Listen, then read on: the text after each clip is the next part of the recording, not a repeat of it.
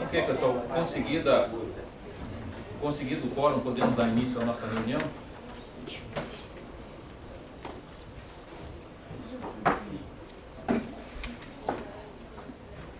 Direto para o relatório dos processos.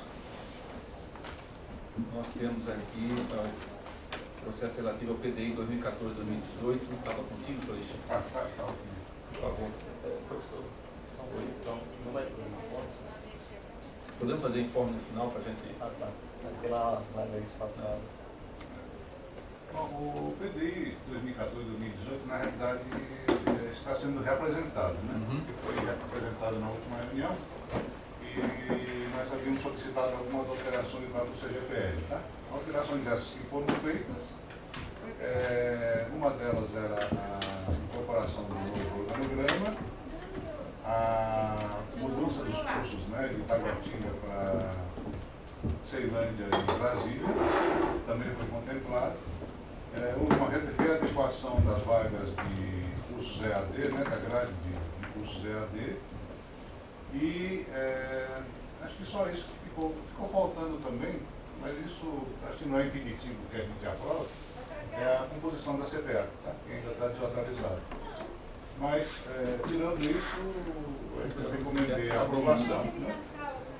Até porque tudo que nós havíamos solicitado na última reunião foi atendido pelo CGPL. Tá? Okay. Conselheiros, considerações?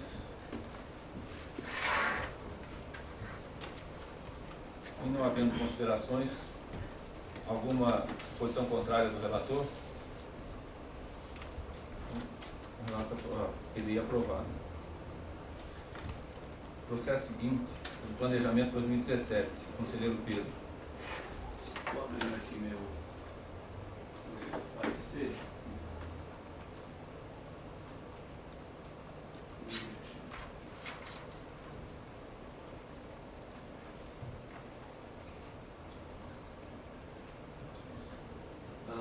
Então, o parecer a gente teve reunião com o Anderson Galvão, da CGPL, não é isso? Na última Câmara de Gestão de Finanças, e ele explicou que o planejamento anual de 2017 houve um pequeno atraso por conta da adequação do PDI, né, que estava sendo feito, e para ficar em conformidade com o PDI, não ter nenhum tipo de informação conflituosa ou planejamento conflituoso, acabou segurando um pouco o planejamento, mas foi feito em conformidade com todas as exigências relacionadas à participação dos campi para o planejamento de 2017. Então, nesse sentido, a única coisa que eu chamo a atenção em relação ao planejamento de 2017 é que essas metas e as metas e ações propostas estão de acordo com o PDI, estão de acordo também com o termo de acordo de metas e compromissos assinado em 2010 pelo IFB e o MEC. E eu só queria chamar a atenção em relação a esse termo de acordo de metas e compromissos, particularmente a cláusula terceira, né, porque é um acordo que a gente fez. Isso já está nas considerações, tá? Se no item ponto 3. A cláusula terceira que diz o seguinte, que cabem, né, as responsabilidades do MEC desenvolver ações para assegurar os recursos necessários para custear as despesas com a execução do presente instrumento, de acordo com o estabelecido na cláusula sexta e mediante a celebração de instrumentos específicos em conformidade com a legislação correlata. E nessa cláusula sexta, ela prevê o repasse de 21,3 milhões de reais no ano de 2010, estabelecendo um parâmetro de custo aluno médio anual de 7,2 mil reais, tendo como base o ano de 2010. Então, observa-se que os recursos financeiros previstos para o ano de 2017, obedecendo o limite imposto pelo MEC, pelo aquele ofício circular que chegou há 3 semanas atrás, se eu não me engano, né? 16 de fevereiro, quer dizer, mais tempo, de 12,4 milhões, acabam conflitando com o próprio termo de acordo de metas, assinados entre nós entre as duas instituições, o MEC e o IFB, e que esse valor de 12,4 milhões, evidentemente ainda tem um acréscimo da parte de auxílio, né, auxílios diversos estudantis, mas eles são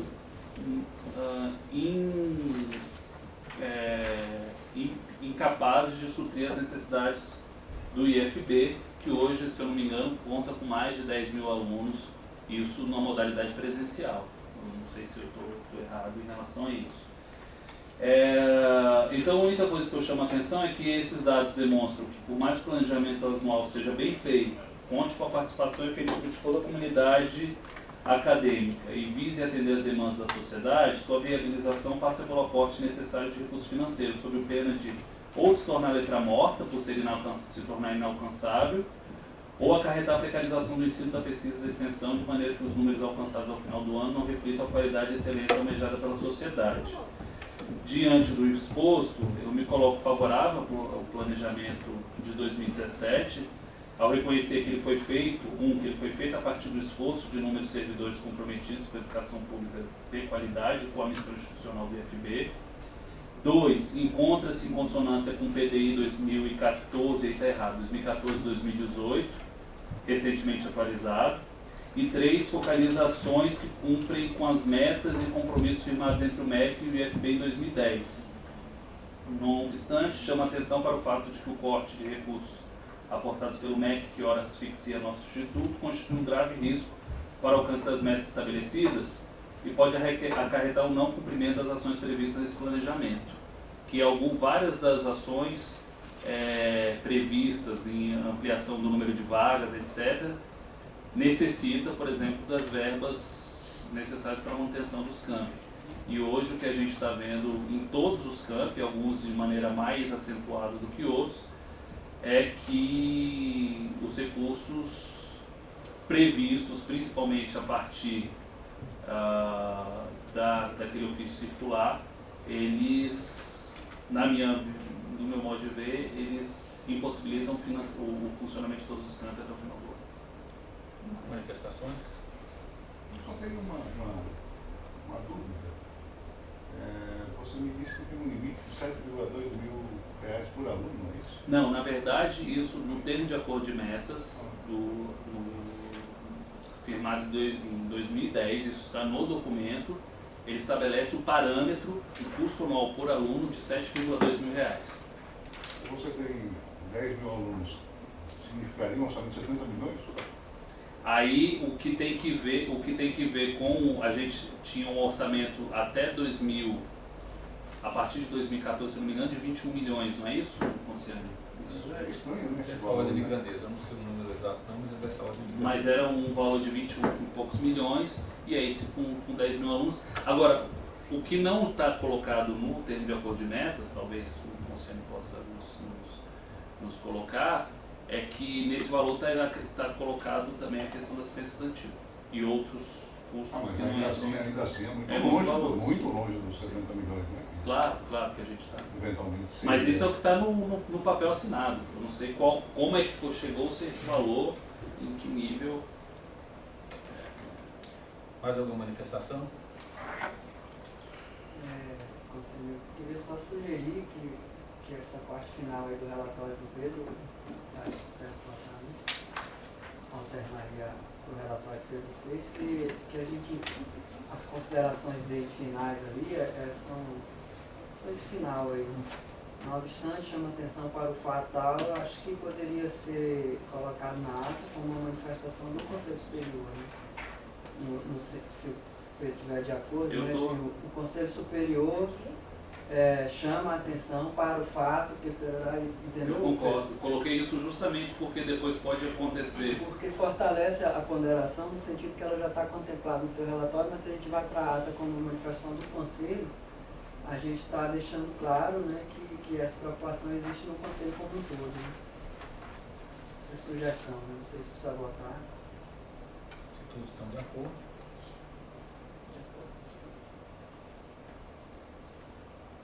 Mais alguma manifestação?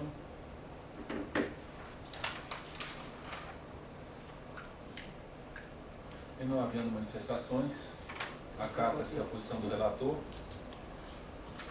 Se você copiar só parcialmente, tá? O Conselho Superior chama a atenção. Beleza, foi. Ok assim? Essa eu já achei. Sim. Conselheiro Pedro.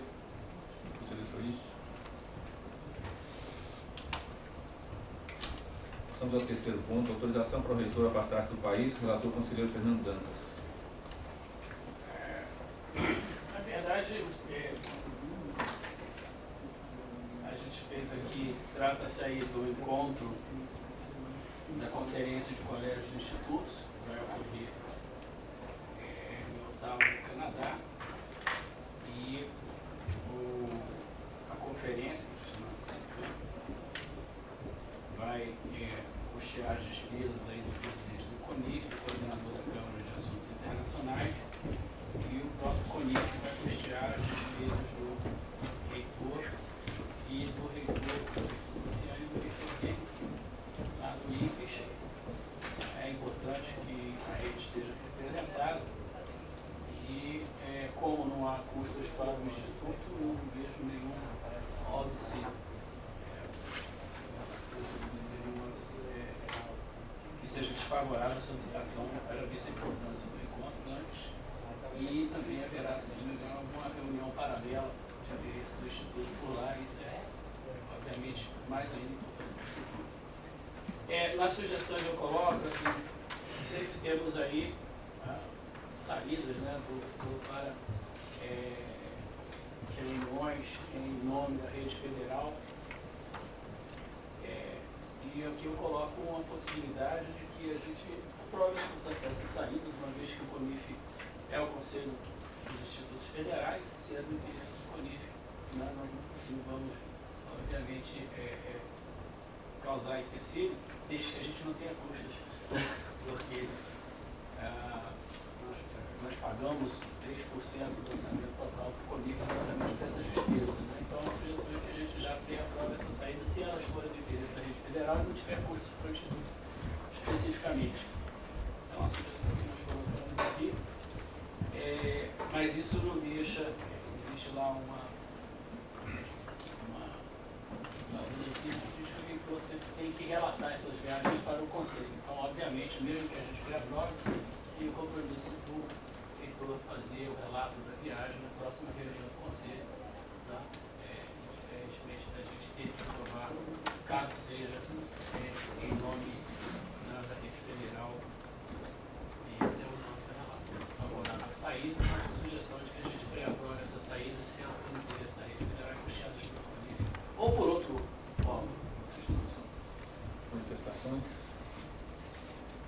Só completar, a gente debateu isso na Câmara de Gestão, que é isso, o Fernando no final ele acabou colocando que enfim, a viagem de interesse institucional, né, não necessariamente do CONIF apenas, mas que não tenha custos e acrescentaria só que o Conselho seja comunicado, assim, mesmo que seja por e-mail, para que a gente saiba que o reitor está ausente, porque nem todo mundo é membro interno, né, então é relevante os demais conselheiros saberem que a autoridade máxima da instituição está fora do país, né.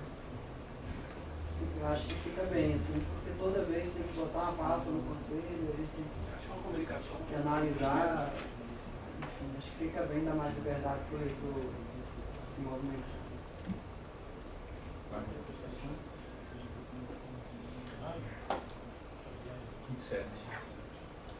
Nesse ano, esta reunião é a única reunião presencial que o Fórum Mundial de Reitores tem. Eu exerço lá como no contente do cargo de diretor administrativo do Fórum Mundial de Reitores, dos institutos e dos politécnicos. Nós fazemos reuniões uma vez por mês e de conferência, e uma vez por ano presencialmente. Então, cabe ao Conselho de enviar para representar, porque exatamente isso. No ano passado, um dos pontos negociados foram as vagas que foram distribuídas, as 16 vagas para alunos da rede federal estudarem no Canadá, custeados pelo Conselho do Canadá.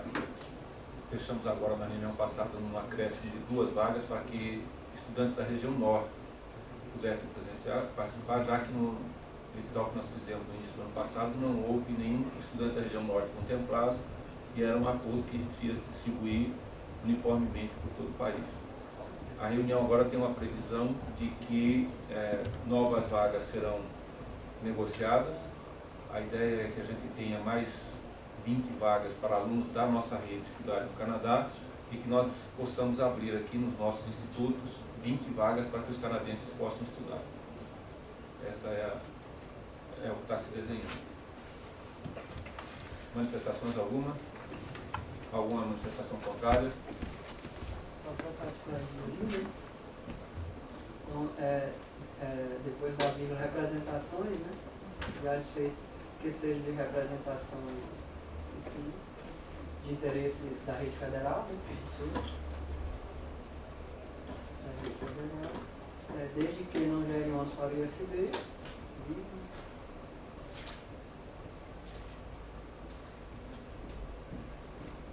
não gere ônus e que o Conselho Superior seja comunicado apenas, né? Não mais seja só sua autorização.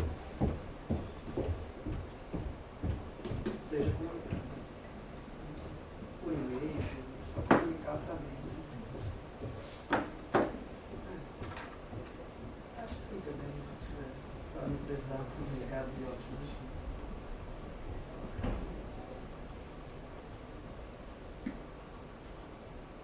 E-mail da Secretaria do Conselho já tem, e-mail do IFB para saber que tal. Aí o resto não pode tirar, porque Que é nossa, eu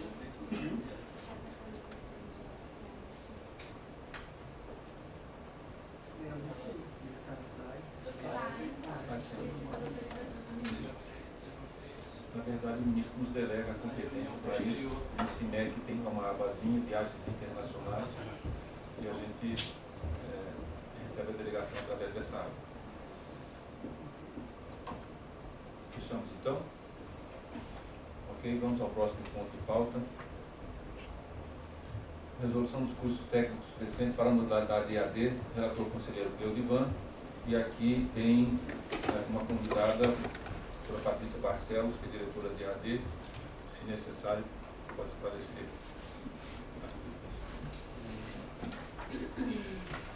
Bom, gente, boa tarde a todos. O IFB está diante de todo esse cenário, né, que o Pedro até coloca com relação ao planejamento, né, essa insegurança com relação à questão financeira dos institutos, esses cortes recentes aí que está assustando a gente e já saiu para a comunidade também. Diante de tudo isso, assim, as instituições, os institutos federais estão buscando, então, alternativas de convênios para que possam fortalecer, inclusive, a parte financeira da instituição, né? E, diante disso, tem a possibilidade do Mediotech, né, que é um programa na linha dentro do Pronatec, dentro da concepção do Pronatec, e que se propõe a financiar, auxiliar na educação profissional e tecnológica de estudantes. No caso, ele tá restrito a estudantes que ainda estão no ensino médio, né? Então, seria cursos concomitantes. A ideia para os institutos e para o nosso específico é que nós ofertemos educação à distância para estudantes da Secretaria de Educação do DF. Não tenho certeza se também entram estudantes nossos, isso eu fiquei um pouco na dúvida. Depois, não só da Secretaria de Educação. E, bom, seria um concurso à distância para complementar a carga já na linha da nova lei da reforma do ensino médio, que é a lei 3.415. Eu coloquei aqui nas considerações, está lá na tela, ali no segundo parágrafo das considerações, com vistas à educação de qualidade a que se propõe os institutos, entretanto, a busca de soluções não pode vir desalinhada da valorização da educação de qualidade. Entre as preocupações, a aprovação de novos cursos não pode vir desarticulada da construção de tais cursos a partir de documentos organizadores da dinâmica de trabalho e dos processos educativos que prezem pela qualidade. Eu fiquei um pouco preocupado pelo fato do processo ele não inserir informações muito importantes, entre elas, que aí vai falar no terceiro parágrafo, é o PPC desses cursos. E nós temos os cursos na modalidade presenciais, que são os 3 cursos até então pactuados com o MEC, que é informática, eventos e hospedagem. Esses 3 cursos, eles, então, como eu falei, nós já temos na modalidade presencial, mas não temos a distância. E aí, como são modalidades diferentes, você tem que criar um novo PPC para a nova modalidade, né? E esse PPC ele precisa seguir um fluxo, né? E o primeiro fluxo assim, bastante importante com relação a ele é que esse PPC passe pelo CEP, que é o nosso Conselho de Ensino, Pesquisa e Extensão. Mas infelizmente no processo ao menos não tem esses PPCs do curso à distância. Pelo que eu entendo, e inclusive pela data que saiu o Mediatek, que foi no mês passado, talvez isso se deva à pressa e à pressão, né, a necessidade que isso seja aprovado logo. No entanto, eu acho bastante complicado você aprovar uma resolução de 3 cursos à distância se você não tem os planos desses cursos, né, para que possa discutir até a viabilidade deles. E diante da questão da viabilidade também, eu ressalto, se puder baixar um pouquinho, professor.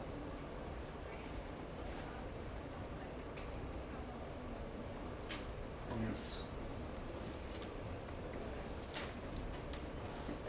Nesse segundo parágrafo aí, no processo há um documento sobre o Mediatek, folhas 9 a 30, há páginas relativas à pactuação de vagas com o MEC, folhas 4 a 8, há minutos de resolução para a autorização das novas modalidades dos cursos, folha 39, mas não há nada sobre a organização dos cursos a serem ofertados na modalidade à distância, com os ajustes necessários dos cursos que atualmente existem na modalidade presencial. Isso sem contar que a gente tem que levar em conta que o público é o